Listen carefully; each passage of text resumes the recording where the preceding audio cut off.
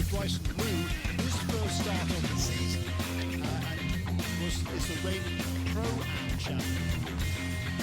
Well, I'm not sure that the 20 seems to be healthy after that off. Obviously, you're going to get some debris on the tires, but for Soma, all the way down to turn 3, seemed to be fighting for grip, and the stability in that Lamborghini was not there for him, and now a problem for the 64.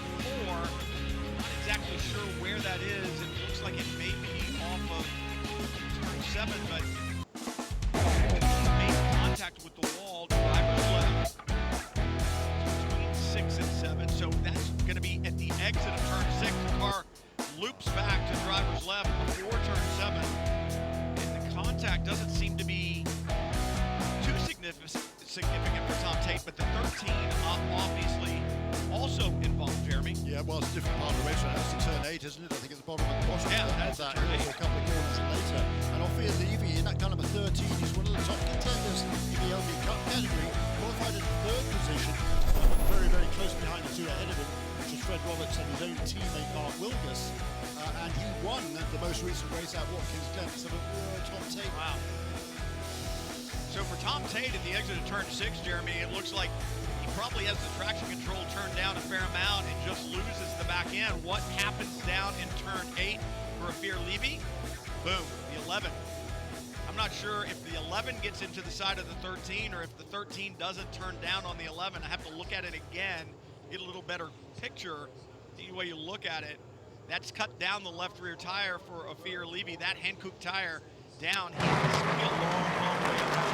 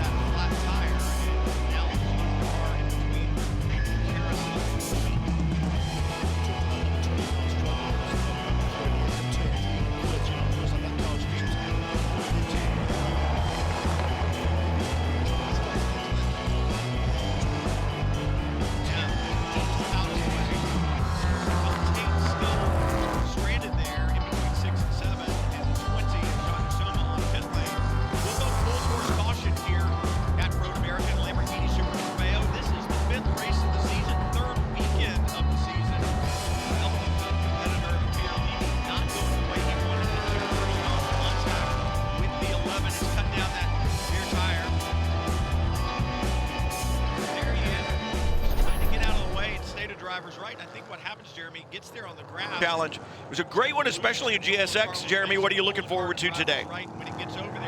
Well, hopefully, Dan Goldberg can stay a little bit closer regard to make it because yesterday was gone. Young Californian won by over half a minute.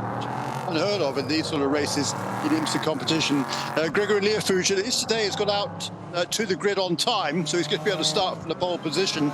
He charged through the field yesterday, as you said, putting a lot of pressure on Francis Steldorf. I felt he probably could have gone for the win if he'd wanted to, but Francis leading the championship and looking to win it, but hadn't yet won a race this season. For Gregory, he's just doing these few races here and there just for a bit of fun, basically. So he didn't want to kind of raid on Francis's parade, particularly as they're both driving BMW. So he didn't push too hard there, I think, in the later stages, and put pressure on, and was alongside a couple of times, but Francis kept all the doors shut, did an absolute perfect job, and the youngster there from the Boston area in Massachusetts came away finally with his first win for that 22-year-old. Very well deserved it was too. For today, I think it's much the same from yesterday, but we saw some great racing, particularly amongst the GSX field, and a couple of guys making really strong debuts, particularly Brady Berman, who ran in the top 3 for much of the race, ended up in position in GSX, making his debut for Van der Steur Racing. Yeah, I think we're going to see another exciting race here this morning, Brian. Cars on the single pace lap, lights off on the pace car, so we'll go green this time by 45-minute sprint race. No scheduled pit stops, no driver changes, and I love this format, Jeremy. We talk about it being a great training ground for drivers looking forward to moving up eventually into the WeatherTech Championship. Teams as well, engineers as well. Absolutely right. You know, there's if you look at Junior 3 racing, on the pole here with the Bejoy Garg. That's a team that's based in Charlotte, North Carolina, so kind of their home track. Certainly in terms of IMSA, it's the closest race to their shop, and they have already made the step up into the IMSA WearTech SportsCar Championship and likely to be there for many years to come. So it's going to be Bejoy Garg, the championship leader, on pole position. Alongside him, his chief rival Dan Goldberg for JDC Motorsports. The Ligier on pole, the Duquesne chassis alongside. In GSX, it's two BMWs at the front, Gregory Learfoot and Francis Seldorf. And then two Porsches with Sebastian Carrazzo and Adam Adelson sharing row 2 of the grid in GSX. Dan Goldberg leaning on Bejoy Garg as they came through Hogpen onto the front straightaway, getting lined up for the start. It's interesting. It's Ligier's on the two inside spots, first and second row, and Duquesne chassis outside. Ligier has seemed to have been historically the chassis that gets up to speed just a little bit quicker. Jeremy side by side down into turn 1. Garg with a good jump, and Brian Thien is into second place. And Dan Goldberg's going to slip all the way back to 4th.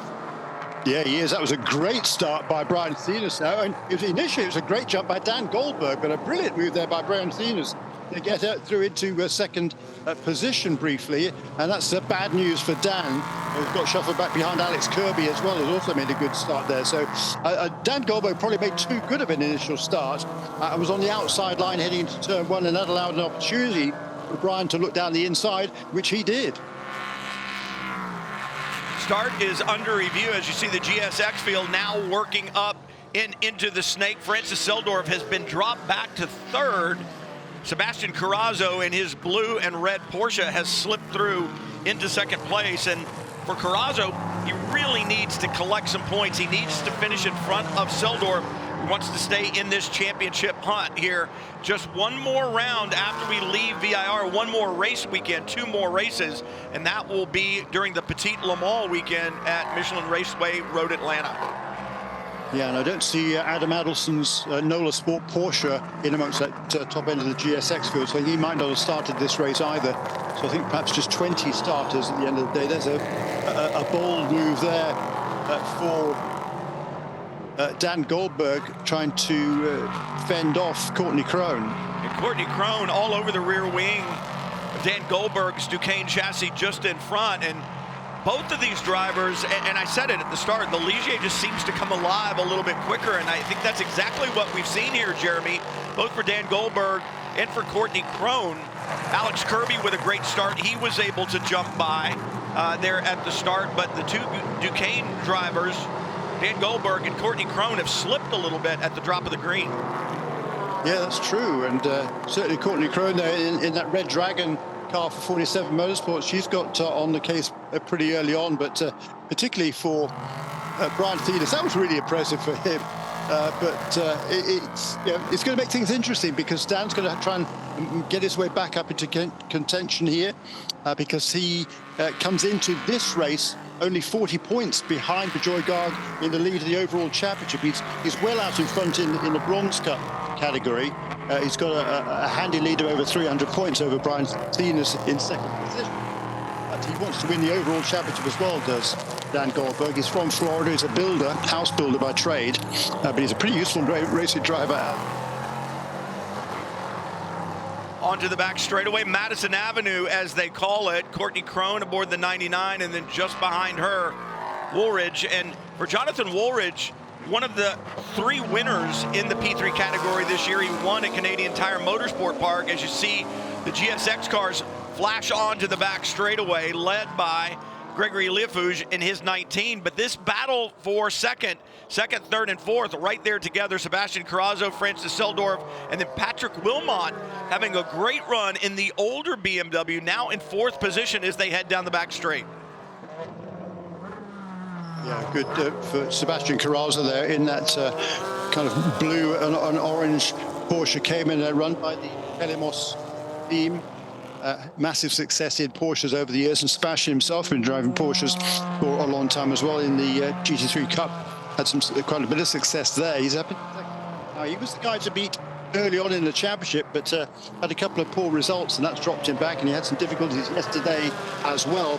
So looking to bounce back from that and score as many points as he can. Put some pressure on Francis Seldorf, who's looking down to the inside in turn 1 in that Turner Motorsport BMW. Side by side through turn 2. And is Seldorf going to get the position as they head into 3? Carrazzo maintains that inside line. Patrick Wilmot sitting back there going, who do I follow? Which way do I go? Because I certainly don't want to be a part of someone else's problem.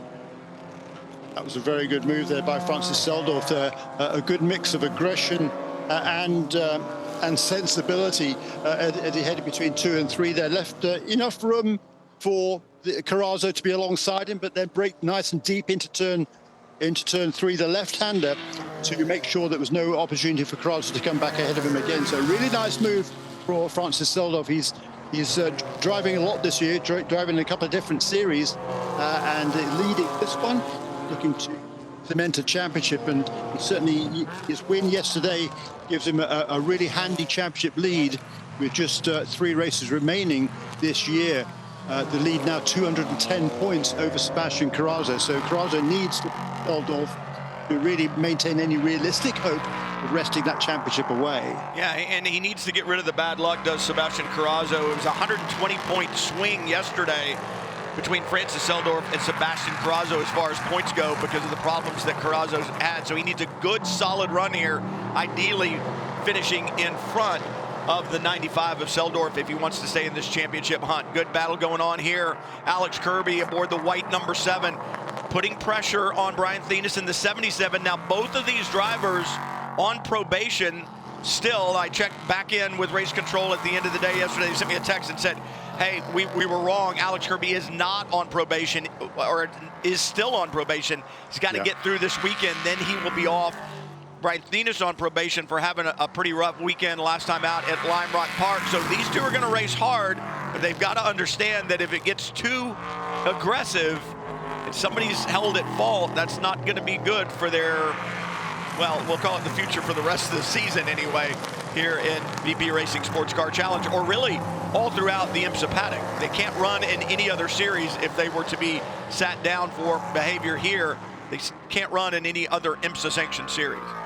No, that's exactly right. So mind your P's and Q's, basically. But Joe Gug, once again, he's checked out at the front of the field 4.7 seconds after just 3 laps. That a new best lap of the race last time around, 143.79, which is only about 0.3 of a second slower than his race-winning time from race fastest lap from yesterday. But that battle for second place still going on. It's Brian Thenis has it now. The my mistake, 60. I think he's very proud of his age, actually. 60-year-old from Huntington Beach, California, ahead of the much younger Alex Kirby from Newport Beach, California. So almost nearby residents, those two. They live only a couple of miles apart, but Alex is literally half the age. He's 30 years of age to Brian, and he's trying to the old guy is trying to show the youngster a thing or two here. And certainly Brian Thenis has had some tremendous battles this season with a bunch of different drivers, particularly with Courtney Crone, but he made a mistake there, and that's allowed Alex Kirby an opportunity to make the move at turn 4. Nice move by Alex Kirby. He'd been hounding Brian Thenis for the last couple of laps, and Thenis seems to drop back a little bit all of a sudden. He does have some damage to the left rear of that car. It looks just like body work. There's something hanging out of the wheel well. But once Kirby's gotten clear, Jeremy, he has set sail, and Thenis has fallen back into the hands now of Dan Goldberg aboard that gray number 73, the Duquesne. So I don't know if he might have a problem, or he just kind of did a little stutter step and needs to regroup. Yeah, strange, wasn't it? I mean, he slipped a bit sideways in turn 3, and that lost a bit of momentum there, and that allowed Alex Kirby an opportunity to dive to the inside at turn 4, which he took that opportunity very, very nicely indeed.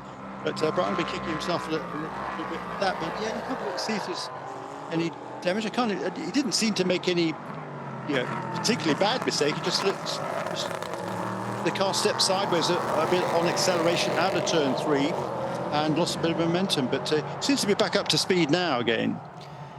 Courtney Crone right with that pair. It'll be interesting to see what this lap time is. The last time by, Thenis was a couple of tenths, a quarter of a second slower than Alex Kirby, and a couple of tenths slower than Dan Goldberg behind him as well. And so this time by the line with that mistake, you would expect to see it. He's about a second slower than both of those drivers. I thought he had lost a step, but I look now and perhaps he's recovered, kind of regained his composure from that mistake, Jeremy, because the gap doesn't seem to be widening anymore. But the gap is widening in GSX. I think Gregory LaFouge beginning to pull out a little bit, but very impressed with Patrick Wilmot running fourth in that silver and blue number 88 BMW, the older model. He is all over the rear wing of Sebastian Carrazzo in his Porsche as they head down through the roller coaster.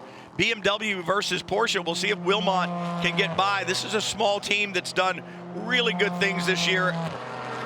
Come into the pro ranks, and they've had some good results. They've had some good weekends. They've had some bad luck as well, trying to capitalize here at VIR and in this weekend with a podium finish if they can get by Sebastian Carrazzo. That's right, and they had some difficulties yesterday with that team, but looking to bounce back again today. Gregory LaFouge, another fastest lap.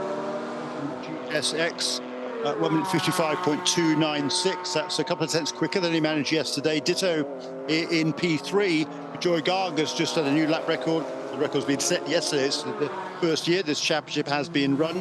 143.309 for our overall race leader. But this battle for what is now third position in GSX, with Sebastian Carrazzo holding on just ahead of Patrick Wilmot, looking to bounce back from that disappointing day yesterday.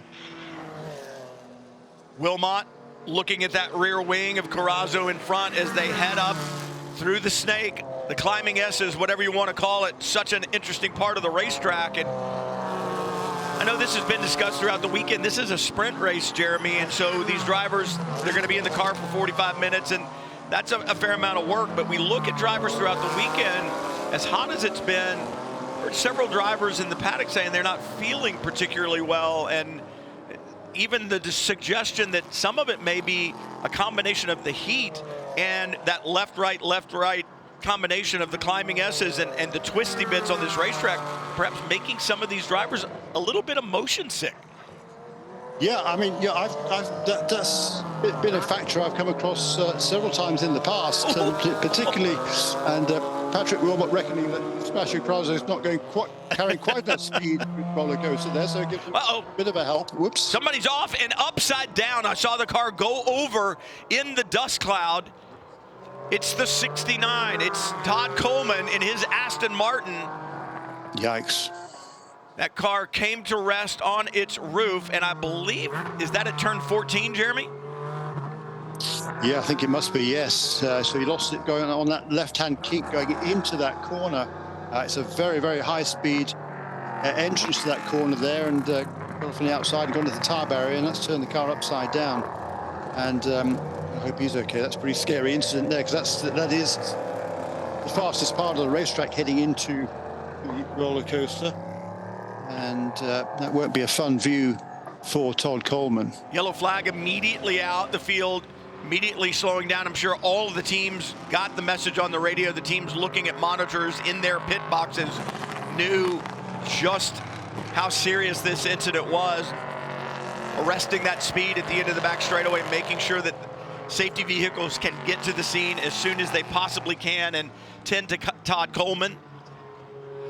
Don't really know if there was significant impact with the tire wall. We just saw the end of the incident and could see the car roll in the dust cloud. But, you know, a lot of times you need to be concerned as well. If you're the driver in the car, you want out, right? You want out of the car if it's upside down, but releasing the belts while you're hanging upside down can turn a situation that may not be all that bad. Certainly the car is upside down, but releasing the belts, you fall on your head. And so you've got to be careful about that. And really the best thing to do is wait for the safety team to help you. But that's easier said than done when you're sitting there in a race car upside down on the edge of the racetrack and you want out of it. Through that, I can actually attest to that one myself. I was doing a rally many moons ago, a rally in the middle of nowhere, and in a Mini. I was a co-driver. And so I was the navigator, and the driver, we hit a bank and the car turned over. It ended up on its side, and we were fine. The car was barely damaged, but we undid our seatbelts and clambered out, and and I was up in the air. And my under the belts, I fell right on top of the driver. Happy about that. Also, the other funny thing about that was I had a clipboard with a map on it, so which I was reading at the time. It was a night rally, and got everything. Figured out everything was okay, no major damage. Got back in the car. And where's my clipboard? We're looking around trying to find the clipboard. Couldn't find it anywhere. Even got outside, looked around to sit on the road, see if we'd left it on the roadside. It was in the driver's side passenger door sill in a Mini, and it had whistled straight past his nose and into the door pocket. It's a metal clipboard. Lesson learned. Don't undo your seatbelts and don't use a metal clipboard in a rally. But hopefully it's okay here, joking aside, because that was a scary incident. That's a high-speed accident there that he suffered at the beginning of the roller coaster. Good thing is, I believe he might have been involved with Vin Barletta, so that would indicate that it was in the braking zone, so speed was being taken off because they were in the braking zone and slowing for the corner. I think that's the report that I'm getting. So at least, Jeremy, it's not a situation, and we've seen problems like this before here where a driver has a braking issue and then you're off at the end of the back straightaway at unabated speed. That does not seem to be what happened here. But hats off to Kerrigan Smith and the entire crew here at VIRginia International Raceway. The way they manage this racetrack, the way they manage their safety workers and the release, they are some of the best in the business, and they've made improvements to this racetrack and to some of the crash structures around it. One of those areas being there at turn 14, extending the tire wall out to the end of the guardrail with banding on it to try to help mitigate any kind of a blow or impact that you have with the wall there. And Todd Coleman found out about that new tire barrier that's there. And quite honestly, I'm glad it is there, because it really does a great job of trying to dissipate the energy in a vehicle that makes contact with that barrier. Yeah, that's right. I mean, they've done so much work here over the years at VIR, and Kerrigan Smith, as you say, is a major advocate for circuit safety. So yeah, they've incorporated all those elements here, and you know, it's a track with consequences. I mean, it's not a Formula One style track in this day and age. If you go off here, it's, and you know, that's one of that challenge is what the drivers actually relish for the most part. So yes, it's dangerous. Motor racing is dangerous. Everybody knows that, but as much as they possibly can to make circuits as safe as they can. That car being upside down is going to take a little longer to make sure that they take care of Todd Coleman. As I said, you know, our thoughts are certainly with him right now, and it's one of those deals where to get him out safely, you need to get the car turned back over, and so it's going to take a few minutes to get this done, and I'm sure that they have communication. They know the condition that Todd is in, and so they will tend to that accident scene accordingly. If it's an emergency, they'll do whatever they can to get him out as soon as they can, and if things are a little better shape, they'll take a little more time to make sure that their extrication doesn't cause a problem for the driver that may be sitting in the seat in all of the safety gear, in his harness. Otherwise, okay, you don't want to flip the car aggressively back over to get to him in a hurry and injure him by rolling the car back over. No, that's exactly right. Safety first, of course, in this series, in IMSA in general. Anything to do with IMSA, it's safety first. And talking of which, there's forecast for nasty weather to come in later on this afternoon, potentially. And that fact has already been communicated to the teams in case we need to take cover later in the day.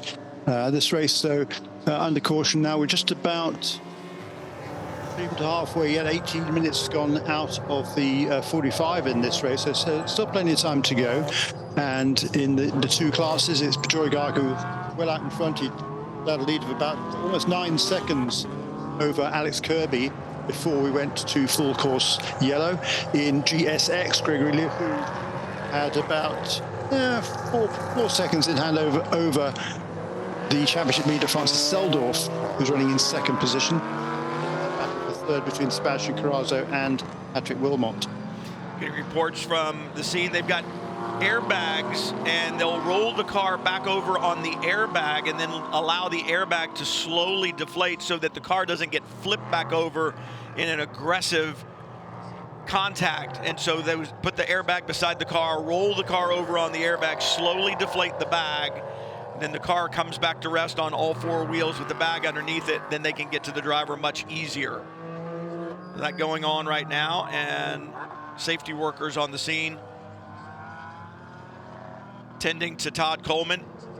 I've got reports that he's moving inside the car, having a conversation with the safety workers who are there, and that is good news. There's a look. Yeah, good. You can see the car looks like it's just sitting on the ground right now, but there's a big green hose coming out the back. That's the air hose that inflated the airbag that the car is now sitting on. When it rolls back over on the airbag, it's at about a 45-degree angle, and then the bag deflates. Car ends up on all four wheels, and look at this. Todd Coleman, I know it felt like an eternity for him, but he has undone his belts, and it looks to be that Todd is going to climb from the car on his own power. Yeah, from Lakewood, Colorado, is Todd. He's had a challenging weekend. Yep, yeah. There was the BMW of Vin Barletta. They're kind of side by side coming into the brake zone, and that one shot quickly, it's kind of hard to judge who was where and when. I'm not going to make a call on fault on this one, but it's the end result that really matters. Coleman off backwards through the gravel and the sand, and then makes contact with that wall, and that wall has been extended. There's Todd. Great to see him out of the car. He's getting his gloves off, getting his helmets off. Like I said, I know it felt like an eternity for him in that vehicle, but it is great to see Todd out. Super guy, quick in the car, learning his craft, and this is not the way you want the weekend to end. No, it's been, as I was saying, it's been a challenging weekend. He's had all sorts of problems during the practice session. It was the same. He was also running in the Michelin Pilot Challenge yesterday. Difficulties throughout the weekend in that car as well. So you can see a lot of damage to the left-hand side of that number 69 E-Structure Data Centers Aston Martin. But yeah, it's really disappointing way to end. I mean, he was pretty much side by side there with Vin Barletta. Had a really good day yesterday, but qualified poorly for today's race, did Vin, and didn't make a good start. He was way back down the order in 18th position. He'd made up one place up until he managed to get past the number 5 KMW Motorsports with TMR Engineering Porsche Cayman of Angus Rogers, but he was right up with Todd Coleman there going into the roller coaster, and yeah, it's a really difficult place to make a pass there on that inside of that left-hand kink leading into turn 14. So it'll be interesting to see what the officials say about that. That incident between the 96 and the 69 is under review. We talk about this racetrack and how the improvements have been made. This is one of the things that they did in the offseason. That Armico wall there, that barrier, and the tire wall in front of it has been extended. I love the gaps between the banded tires and the barrier. That moves the entire tire wall, and it absorbs energy. But that entire area of new guardrail, that's new, Jeremy. That was not here last year. Last year, Todd Coleman's car would have spun through that grass and come back onto the racetrack at the exit of turn 14 and potentially impacted other cars that were in front of him. And that has been a problem here in the past. We've seen incidents where drivers had problems with brakes, went straight there, and then T-boned a car coming around that right-hand corner, and those cars had no idea that the incoming missile was there, right? And so that was one of the improvements that was made, that extended guardrail there with that extended tire wall in front of it. And again, the tire wall is down in turn 1, and all areas on this racetrack are banded with that big, thick, it's almost a conveyor belt type material, and then they are set out from the Armico so that when you hit them, they're not rigidly supported. They move. It moves the entire tire wall before it gets to the rigid structure behind it. Yeah, and look at that view on the exit of the corner as well.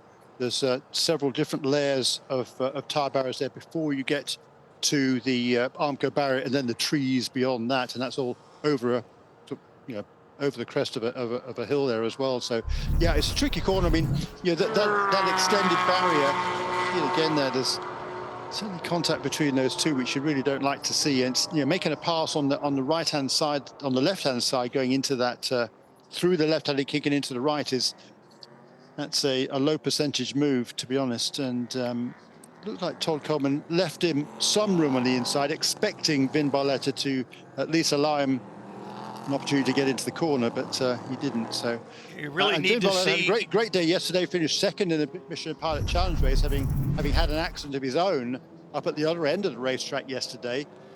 He was able to get that car back onto the racetrack, and then Robbie Foley, his co-driver, drove an absolutely brilliant second half of the race to get up to second position at the finish. You almost need to see, Jeremy, I think, the 3 or 4 seconds prior to that to see who was where. Was it Coleman that was trying to get the advantage on Barletta, or Barletta trying to get the advantage on Coleman? Don't really know. And like I said, it doesn't really matter right now. The officials will take care of that. But like you said, I mean, it's a place that pass at the end of the back straightaway, you've got to get it done. It's got to be definitive. You really need to be side by side and make sure that each driver knows where everybody is, because you've got that left, but then you got the quick right that follows it. So look at it again, and I just don't think Barletta was there. I'm not sure. Wasn't. Yeah. No, he wasn't. He was frustrated because he knew he should have been farther up the field than that. He had a great run yesterday. Did Vin. He finished on the overall podium in GSX, first amongst the Bronze Cup categories, and there's 8 or 10 bronze drivers in this race. So he had a really good run yesterday, but frustrated to be that far back in the field, I think, and just trying to make up that ground. As I say, he made up one position and had been challenging Todd Coleman there for another position as well. But whatever happened, he didn't do it on purpose. Right. There's no question about that. Maybe a slight lapse of judgment there for Vin Barletta. He's going to continue in this race, and Todd isn't. But Todd's out of the car, and accidents happen, and particularly on a racetrack such as this. I mean, it's a really challenging racetrack, and that corner going into the roller coaster, that left-hand kink, there's a great view from that rear end shot of those cars going in there. Fabulous job to find that piece of footage there, because it's much faster than you realise, and you're kind of braking as you go through there. So it's a high commitment corner there, and this is a high commitment track. All right, lights off on the safety car, so we're about ready to go back to green.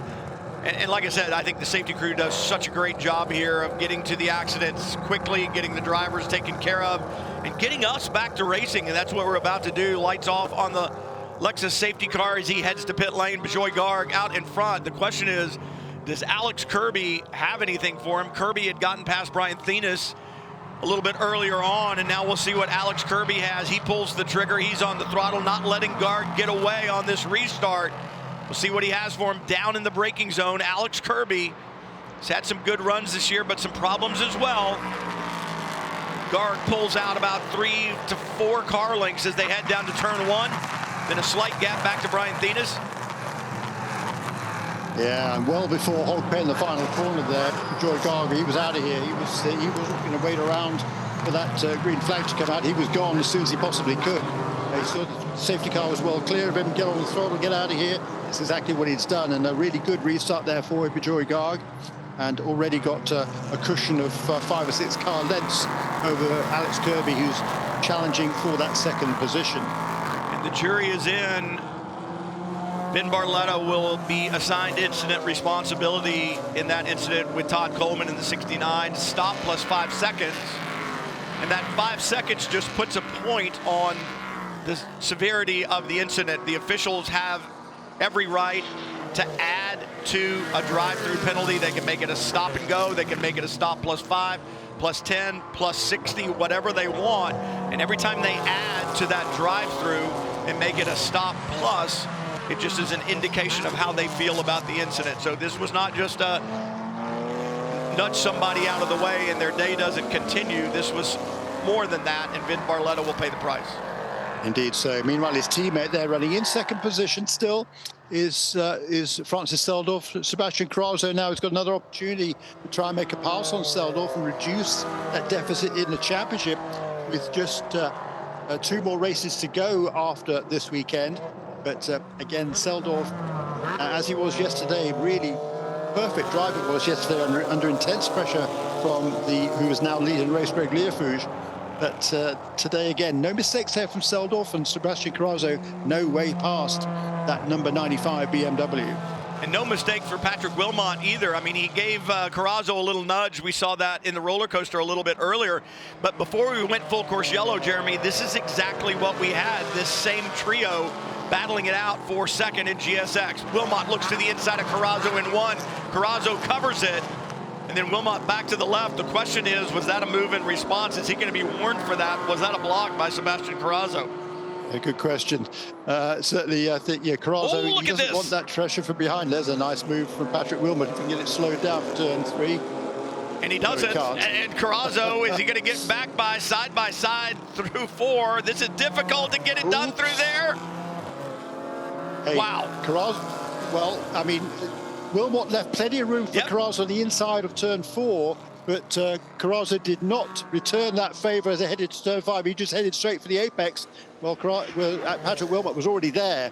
So the stewards are going to be looking at that one as well, I think. There's going to be a bit too much forceful driving in this race for my liking, and certainly caused a problem apparently now for Patrick Wilmot. Wilmot does indeed have a problem. He is slowing, damage done to that 88 BMW, I would believe, in that off-course excursion. And one of the things that Todd Snyder, the race director, told me before this weekend is they're going to issue some time penalties as well as just a drive-through. Here it is again, Jeremy, side by side through 4.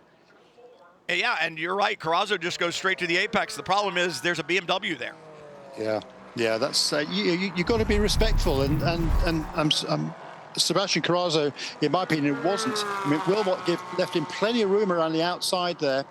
I mean, it's conceivable, because he gave him so much room, it is conceivable that Carrazzo didn't know that Wilmot was there, I suppose, but certainly wasn't in his rearview mirror, so I think he should have assumed that Wilmot was trying to make that pass back again into the right-hander at turn 5. But he didn't get that opportunity, unfortunately. Well, Bo Barfield, who is the IMSA WeatherTech race director, has a great quote that I've used many times before. And the question is, did you know he was there? But before you answer, let me just tell you, the only answer worse than no, or worse than yes, is no. You should have known he was there, right? You can't disappear. He was there. You were side by side. Where did he go? You've got to assume he's still there, right? Exactly right. Exactly right. And also, Bo's other favourite comment is race like you want to be raced. Yep. And if that's how you want to be raced, well, okay. But it's like to cause some damage, as it has done, to Patrick Wilmot's split decision racing BMW, and that's a real shame. This, as you were saying earlier on, it's a little team, this one. They work super hard, and it's very disappointing that that race is going to end early again for Patrick Wilmot. Another strong run for that number 88 team. And the incident between the 27 and 88 is under review, and you could see on that shot of Patrick Wilmot sitting there in the pit lane, you could see the emotion from the cockpit. He was very, very angry, and I can understand why he would be.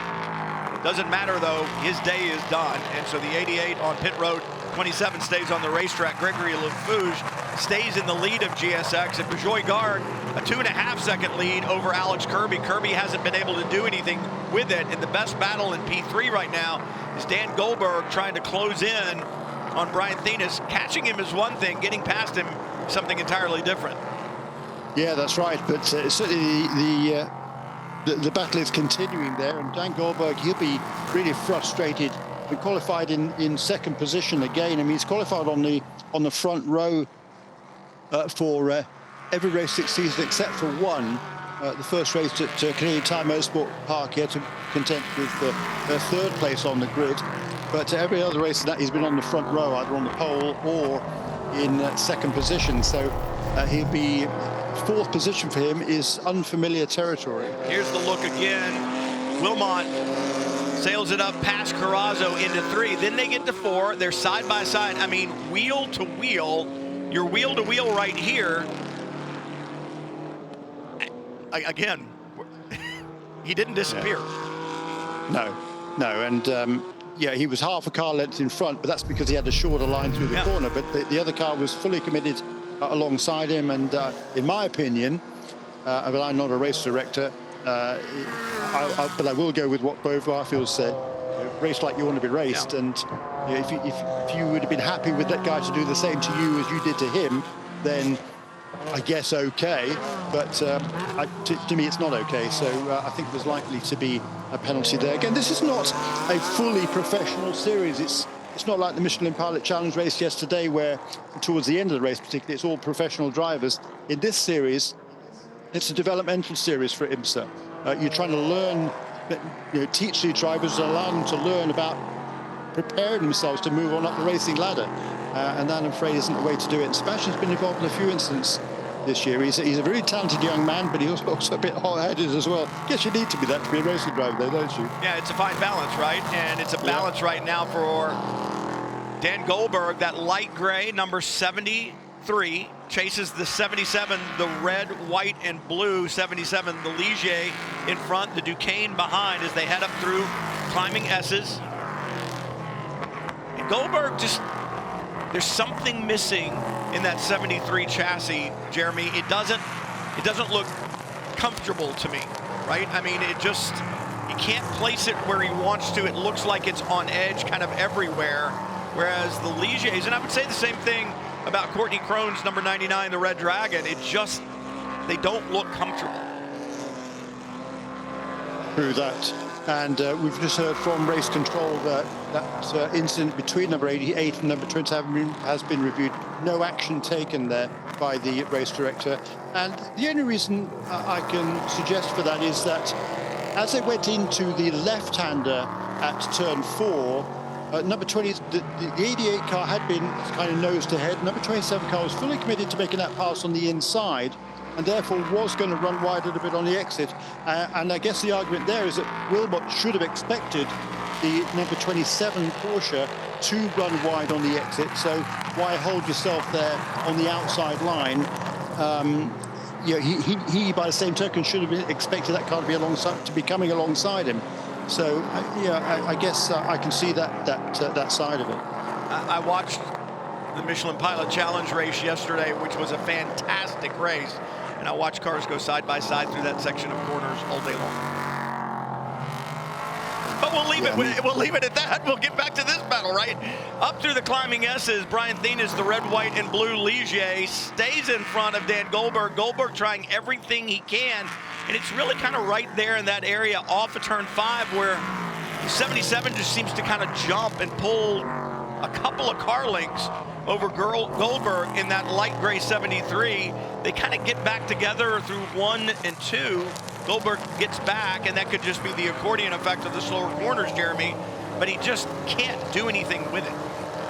No, and it's really annoying for Dan Goldberg here. But look, Brian Thenis doing a really nice job, because this is a battle not only for 3rd position overall, but it's also the battle for the Bronze Cup category. And even though Dan Goldberg has won the bronze category in every race this season, that just gives Brian Thenis even more incentive to try and get his first win in that category. He's been on the podium every single race, second in the majority, and 3rd on occasion. But he wants to get that first category win under his belt in 2023. Having to go past Ben Barletta down through the roller coaster, that is going to cost Dan Goldberg time. Thenis was able to slide by before they got to the left-hand portion of it, was held up less than Dan Goldberg, who had to go around the outside as they came down through the final section of the roller coaster. So that dropped him back a car length or so. Now this is the area where Goldberg seems to close back up. That is the turn 3-4 area where these two combatants are right now. But coming off of turn 5 and 6 as they head up towards the climbing S's, right here is where the 77 and Brian Thenis seems to have an advantage each lap. But see, this time that advantage isn't there. In fact, Goldberg closed in this time. He did, didn't he? And it was turn 3, wasn't it, earlier in the race that Brian Thieners made a slight mistake that allowed Alex Kirby to make that pass for what was then second position. So he wants to make sure he doesn't do that again. And he's on the brakes late there at turns 11 and 12 and able to get a good exit to that corner. I don't think Dan Goldberg is going to be close enough here to make a run as they go up that section towards the roller coaster. And Courtney Crone hanging right with these two guys, two older guys in 5th position as well in that number 99 car. Round 10 of the VP Racing SportsCar Challenge for 2023 underway from Virginia International Raceway. Brian Till, Jeremy Shaw with you. Joy Garg leads in the P3 category. Gregory Leifouge in GSX aboard his BMW. This is one of the better battles on the racetrack. That is flashing onto the front straightaway through Hogpen. Brian Thieners in 3rd in the 77, the red, white, and blue. Ligier leads Dan Goldberg, who's trying to get on the podium here, and Gregory Leifouge now in the 19, up through the Snake, and just behind him, yesterday's winner, Francis Seldorf. And then in 3rd, Sebastian Carrazzo aboard his Porsche, that light blue and orange number 27, as they head up towards South Bend and Oak Tree. Yeah, and it's a good view of that. That's for the 4th position in GSX. Sean Quinlan in that orange and blue car. It's the sister car from Stephen Cameron Racing, driven by Sean Quinlan. He's got Scott Lind making his debut this weekend right behind him, and then Frank Depew in that Rebel Rock Racing Chevrolet, who won yesterday's race in the Michelin Pilot Challenge along with Robin Liddell. That's a problem. That's a big problem. It could have been even bigger. So this is prototypes working through GSX traffic, and I don't think Tim Probert knew that Dan Goldberg was there, and in the mix is Brian Thieners as well. And for Goldberg, he almost went for a ride big time headed into South Bend. I think he kind of made that pass, hasn't he? Then got bottled in a bit, so Brian Thieners able to get back past He's him. there. Courtney Crone right with those two, and Jonathan Woolridge is not out of the picture either. Well, there's a bold move from Dan Goldberg. Oh, I saw it coming. Dan Goldberg opened the door and Courtney Crone took the bait. Brian Thieners slid up high and Courtney said, I'm going to go with him. And you could see it from out here that it wasn't going to work from the cockpit. I'm sure it looked completely different. True. Yeah, she saw an opportunity there and went for it. That was a really bold move, though, by Dan Goldberg to finally get away that 3rd position on the road. But unfortunately for Brian Thieners there, what was a really good run. Looks like it's going to maybe get that car going again, but hopes of the podium long gone now. All right, so here's the first kind of incident where Goldberg had already gotten in front of Thieners. Probert in the 65, the Mercedes doesn't see him, slides wide. I think he would have expected the P3 car to go down the inside, quite frankly. Well, he's probably looking at Thieners, right? Well, no, I mean, he would be expecting, quite rightly, the Dan Goldberg to go down the right-hand side there. He was just holding his racing line, which is absolutely entirely easy. Yeah, I mean, I'm not sure why Dan Goldberg would think that going to the outside there is a good idea, quite frankly. I think that was a lapse of judgment by Dan. And from my perspective, I don't think Tim Probert did anything wrong there. No, he was just maintaining his racing line. He had 2 prototypes all over the back of him. Here's the second incident down at turn 14. Forceful move by Goldberg, gets it done, and Courtney Crone she wasn't even close enough there. That was again another lapse of judgment, unfortunately, because there was no way she was going to get past Brian Thieners into that corner without there being some sort of a contact. And they've had a couple of coming together already this season. They're not the best of buddies. Both of them, again, along with Alex Kirby, all from Southern California. Courtney's originally from Corona, lives now out at in the Palm Springs area at the thermal track, where she does a lot of coaching and development with various other drivers. But yes, it's unnecessary contact between those two, and Dan Goldberg now is going to sail on his way and have at least the 3rd place finish. I don't think he's close enough to challenge Alex Kirby in the final few laps. Alex, by the way, has been turning some pretty good laps over the last few laps. Well, but he's not. race control agrees with your opinion of the incident, Jeremy. The 99, according to Krohn, will get an incident responsibility drive-through penalty, so that will need to be served. If it's not served, then obviously there'll be a time equivalent penalty applied at the end of the race.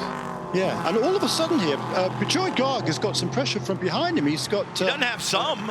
Alex Kirby, yeah, is right with him now. So they both go past that... well, something happened to VIRginia Garg on the last lap. He did a 1:49.1 compared to Kirby's 1:45.9. So somewhere, Garg either got held up big time in traffic or he made a mistake, because you're right, Alex Kirby right there with him.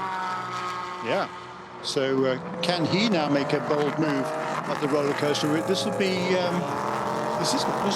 wasn't the right white flag, I don't think, was it? No, it should be this time. I think, yeah, it's awfully close. There's only 17 seconds to go on the clock.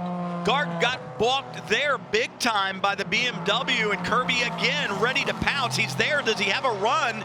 Can he get it done down the straightaway? Garg with a block to the inside. White flag.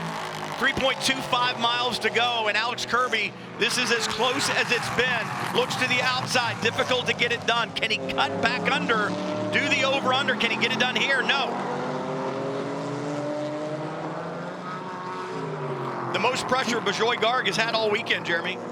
Yeah, time was just about expiring as they crossed the line there, but they've been given the white flag, so we should be able to complete this final lap, which is exactly what we need, because we haven't had a race up front until just the last couple of laps. And again, the overall leader now has to deal with the GSX leader, Gregory Neofus, gives the both of them plenty of space, and they nip on through. And Alex Kirby looking every which way for a way past VIRginia Garg.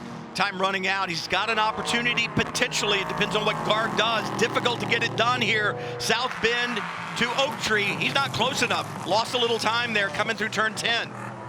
And now the checkered flag is being shown to drivers at the back end of the field. So I think this race is going to be called already. Oddly, Courtney Krohn has just been shown the checkered flag, according to my scoring anyhow, in 6th position. So I think, I'm not sure, there's a little bit of confusion here whether the race has finished or not. It must have been that close that they didn't show the flag, Jeremy, to make sure that they weren't throwing it early. Time had expired by the time Garg got to the line, it seems. And so the race, in theory, is over as the checkered flag has been displayed to all cars. Not all cars have seen it, but on timing and scoring, it is being shown as the race being done. It is now, so that's a bit of an anticlimax. I thought it was going to be close as they were coming down the roller coaster, to be honest.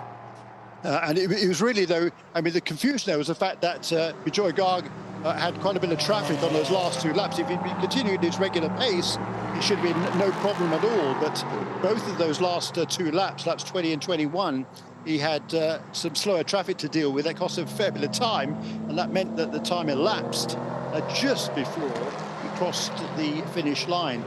Whereas, you know, if he'd had a normal lap, he would have been by 2 or 3 seconds comfortably past that and taking the white flag. So a little bit of confusion, but I don't think it would alter the result at all. VIRginia Garg takes that win there, but a tremendous run there by Alex Kirby to put him under pressure in that Performance Tech Motorsports machine at the end. So 2nd place for Alex Kirby, his best in this championship. Dan Goldberg comes home in 3rd. Jonathan Woolridge right behind him in the other Performance Tech car, right at the checkered flag.